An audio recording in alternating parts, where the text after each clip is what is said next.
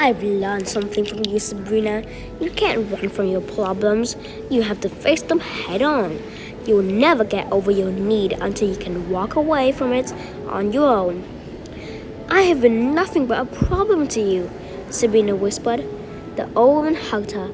If only everyone had the blessing of a problem like you. The door opened and Mr. Canis entered. Have you found a solution to the sword? Not yet, Granny explained, but democracy needs us too. Have you given any more thought to voting for Charming? Mr. Canis growled. Granny laughed and the two of them left. Seconds later, Sabrina heard the old family's car famous backfire, and then they were gone. Sabrina tucked the key ring into her pocket and looked down the broken pieces of the sword laid out on the table. Spaulding, what are you trying to tell us? Sabrina said. Absent-mindedly, she picked up the hilt of the vorpal blade and lined it with the broken pieces like she was working on some kind of incredibly sharp jigsaw puzzle. When all the pieces were aligned, she closed her eyes and willed the sword to be whole. Suddenly, the inscriptions on each piece glowed green. The letters flashed in bright red and then moved around of their own accord. A few of the letters jumped from the pieces of the blade they were on and landed on the piece that had no inscription. When this process was finished, the third piece of the vorpal blade had a clue of its own, one that glowed bright blue. Lefehaurba. Spaulding, thank you, Sabrina cried. But who is Lefehaurba? What's going on? Daphne said as she entered the room. Look, Sabrina shouted, the final clue appeared. I've never heard of anyone with that name, Daphne said. Maybe it's not a name. Maybe it's and I've never come across it in journals, Sabrina said. Maybe it's not a name. Maybe it's a word puzzle, Daphne said. Sabrina grabbed her sister and gave her a hug. Daphne, you're brilliant. The embrace gave Sabrina the same kind of charge she felt when she held the wand of Merlin. Of course I am, the little girl said. And we both know someone who likes word puzzles a lot, Sabrina said. Come on.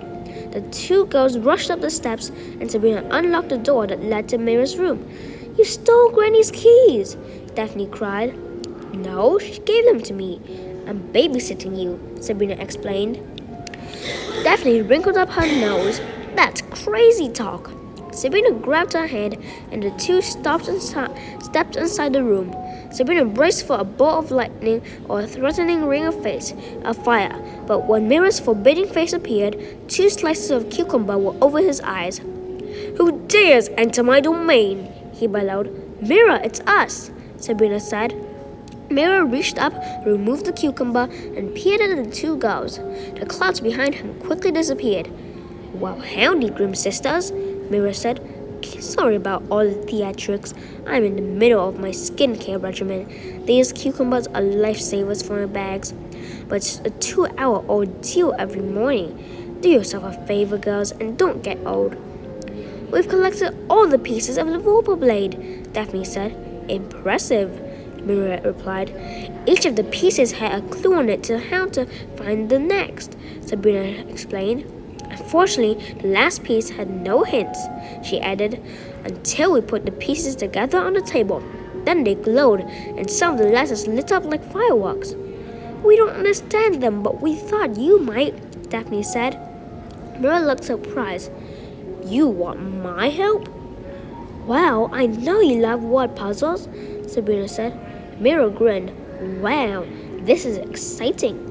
You know, most of the time I feel like I got stuck managing the supply closet while everyone else is out doing the exciting stuff.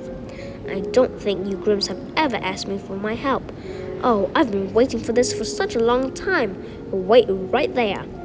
Mira's face disappeared from reflection, but moments later he returned wearing an old-fashioned hat and chomping on a pipe. He looked like a supernatural Sherlock Holmes. I'm sorry, Sabrina said. We're in a bit of a hurry.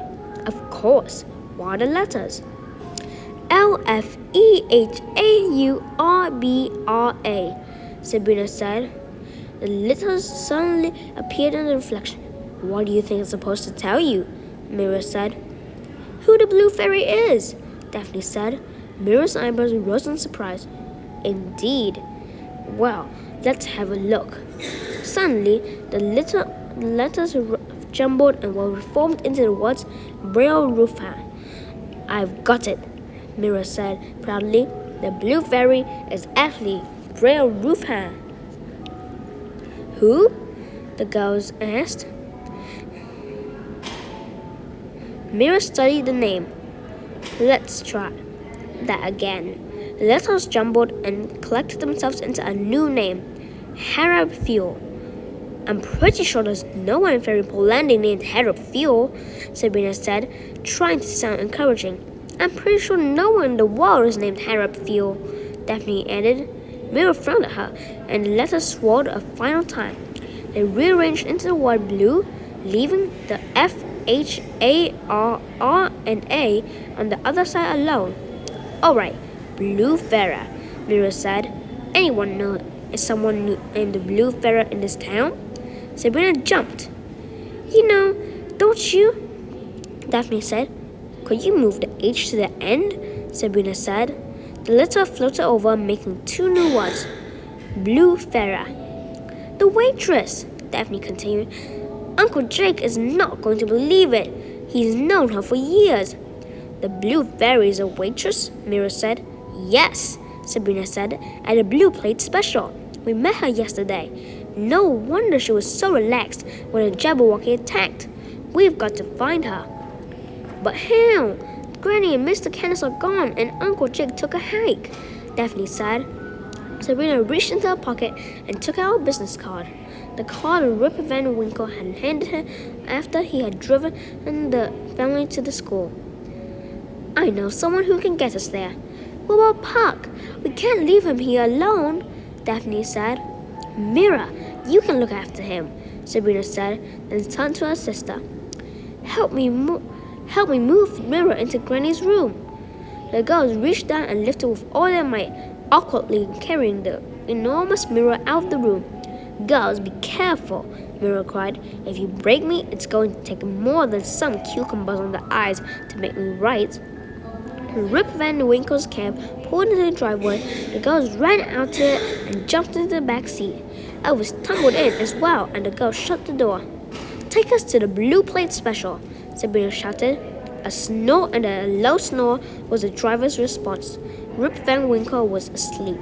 You've got to be kidding me, Sabrina shouted. Wake up, Daphne yelled. We have to go kill a monster. Still there was nothing. Each girl grabbed an ear and shut it as loudly as they could into it, but still Mr. Van Winkle slumbered peacefully. We have to use the horn, Daphne said. That's what woke him up last time. Sabrina leaped out of the car, opened the driver's door, and pushed down hard on the horn. There was a loud, gassy sound and a weak, fading honk, followed by a clunk. Sabrina got down on her hands and knees. Underneath the car was a small, dangling mechanical device. She guessed it was the horn. It's broken, she cried. Everything on this car is broken. What do? We have to get to the diner. Sabrina thought for a second, and a crazy idea leaped into her head. She'd seen people drive cars. There were people in New York City who drove cabs who were nearly blind. How hard could it be? Get up from the front seat. I need your help, Sabrina said. You have a funny look on your face, Daphne said as she got out of the car. Help me push him over, Sabrina said. We're driving. Nuh-uh. That's crazy talk. It's the only choice we have, Sabrina said. Don't worry, I've been watching how it works. Elvis let out a whine from the back seat. Daphne, we have to do this, she continued. The little girl surrendered, and together they pushed the old man to the passenger side of the cab. I need you to handle the pedals, Sabrina said. My legs can't reach. Daphne reluctantly crawled into the space beneath the dashboard. The one on the right is the gas, and the other one is the brake, Sabrina explained. Crazy talk, Daphne said angrily. Sabrina climbed into the driver's seat, adjusted the mirrors, and closed the door. She pulled the seatbelt over her shoulder and locked it into place. Then she took a deep breath and they turned the key. The car roared to life. What do you do? Daphne asked. Push on the gas, Sabrina said, as she pulled the car's gear shift down into drive. The wheels squealed and the car lurched forward. Brake, brake, brake, she shouted, but the car had already collided with the front porch. The mechanical Santa Claus crashed down from the roof onto the hood of the car. Its robotic ho-ho-ho slowed and slurred until sparks shot out of Santa's ears and smoke billowed out from under his red cap. Oh man, we are so getting cold for Christmas, Daphne said as she peeked over the dashboard of the mess. Okay, Sabrina said, trying to relax. She looked down the gear shift and realized she needed to put the taxi into reverse if she wanted to back out of the driveway. She pulled on the back and the car rolled backward. When they reached the street, Sabrina turned the steering wheel and awkwardly guided the car onto the road. Then she put the car back into drive. Give it some gas, Sabrina said as they putted along at 5 miles an hour. No, Daphne said. It will take us a week to get there at this rate, Sabrina cried. Daphne laughed Daphne scowled and pushed hard on the gas. The car leaped forward and tore off down the road. Sabrina did her best to keep the old taxi on the pavement but it wasn't easy. The steering wheel had a significant pull to the right, and the car kept veering into people's yards. There's a red light coming, Sabrina said. Daphne pushed hard on the brake, and the car stopped abruptly. Elvis rolled off the backseat and onto the flatbed. This went on for several miles, with the girls passing only a few curious drivers who wisely steered their cars far away from their jalopy. It looked to Sabrina as if they were going to make it into the diner without too much damage, until they made a turn into Ferryport Landing's business district. She had always thought of this town as a slow, dull place. There was not a lot of traffic, but there were plenty of parked cars, and with Sabrina's lack of experience, she slammed into several of them. Car alarms blasted, causing her to instinctively turn the car away from them, only to find she was now in the oncoming traffic lane, escaping against the cars on the other side, scraping against the cars on the other side. The sound of screeching metal made her cringe. Finally, they arrived at the Blue Plate Special and pulled into the parking lot of the diner. The girls hopped out and sprinted inside with Elvis in tow, causing a few customers to turn from their coffees and newspapers to see what all the commotion was about. A heavy-set waitress with tight brown curls and old lady spectacles appeared with a handful of menus. When she saw Elvis, she frowned.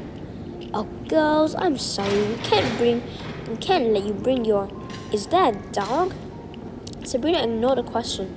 I'm looking for Farah, she said as she and her sister scanned the restaurant. A horrible feeling crept over her as she eyed the place.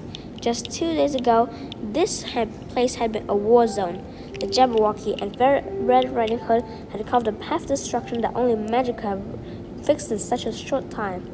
Linda, the Good Witch, and the rest of the three often took care of such work for the mayor. It was their job to sprinkle unexpected appearance of monsters on the unexplained. One of Farah had gotten spooked and made sure she was forgotten as well. Honey, she's not here, the waitress said. Sabrina felt relieved. Do you know where she is? Why, she's on her lunch break, the waitress said with a slight bit of irritation. Just then there was a loud thump that knocked the coffee pot to the floor. It shattered, sending coffee and glass everywhere. That sounds familiar, Daphne said, flashing her sister a worried look.